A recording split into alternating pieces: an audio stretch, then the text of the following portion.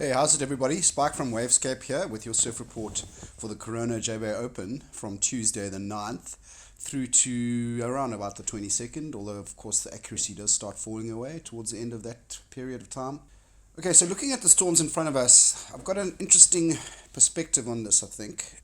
There's two storms on either side of the country and then a band of wind below. Now, if you had to actually look at the jet stream, that band of really strong high wind air that's going at like 12 k's above the surface.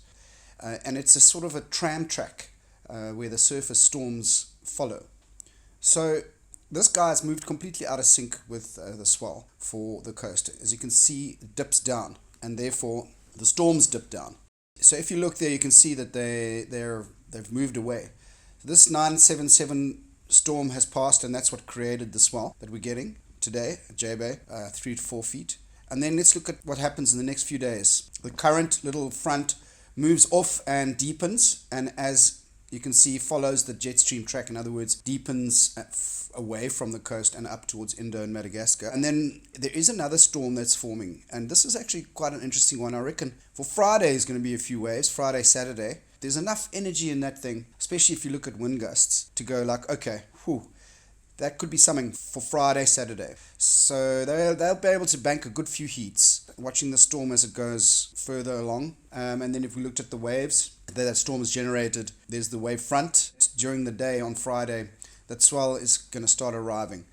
So there we have a 2.8 meter swell at 11 seconds, not much happening. Let's just get it properly onto JBay. But come 1 o'clock, it's jumped to 3 meters at 14 seconds. And I've got an interesting perspective. I don't know if this is true, but it's kind of roughly accurate. If the period is around 13, 14 seconds, then the ambient swell in meters, okay, which in this case is 3 meters, JBay is the equivalent but in feet. In other words, supers will be 3 feet, maybe a little bigger, 3 to 4 feet with this period. The lower the period, obviously, the more closer those numbers are. The higher the period, the bigger it will be in feet. But it is filling in, as you can see, by Friday evening it gets bigger. And then on Saturday, it starts to ease off again. So I just want to draw your attention to this lovely looking storm. So come Saturday, a huge area with a massively long fetch, thousands of kilometers long fetch is forming. Still not quite in the window to affect JBay, although a monster swell is heading for Cape Town. It looks like a real legitimate big wave swell arriving around Tuesday, Wednesday in Cape Town next week. But look at that storm. That's now, okay, very west for JBay for sure, but it's huge. And by Saturday night, starting to get some interesting angles for JBay. In other words, more southwest rather than west-southwest. So if you had to look at sort of distances that we're talking, it's got to travel about 1,500 nautical miles. Wind speeds in that storm are peaking at 60 knots, right?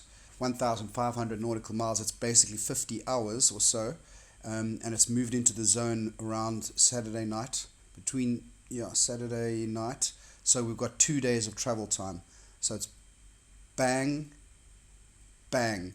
Monday night, that starts to arrive. Tuesday, the swell is filling in, okay? So let's have a look and see if that's correct. Let's zero in a little bit on JBay, and let's put our little marker there.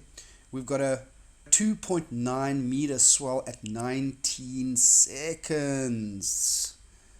Tuesday is on like a scone, brew. What I reckon is going to be a little bit west and a little bit inconsistent in the beginning on Tuesday, and then it's going to start filling in slowly but surely. Long lulls, 4 to 6 foot sets by lunchtime, and then towards the evening, possibly the couple of bigger sets. I mean, let's look at how much bigger it gets during the day. Yeah, it jumps to 3.3 meters at 17 seconds. So at least 4 to 6 foot surf at Super Tubes, maybe a little bit bigger. And then come Wednesday, that's when the main brunt of the swell arrives. The Tuesday is really the forerunners, those initial fast moving sets that have the long period and the long gaps between them. I'm talking about gaps in the sets, not gaps in the actual waves within the set. And then on Wednesday, it fills in 4 to 6 foot, maybe some 6 to 8 foot bombs, and looks like some epic conditions ahead. Wind-wise, also looks good for Tuesday, and for Wednesday, light northwest, and then going southwest 5 knots, and then glassy. Really, all the way along the east coast, it's going to be firing Tuesday, Wednesday, and Thursday next week. The onshore does come though on Thursday, but hopefully they can cram as many heats as they can.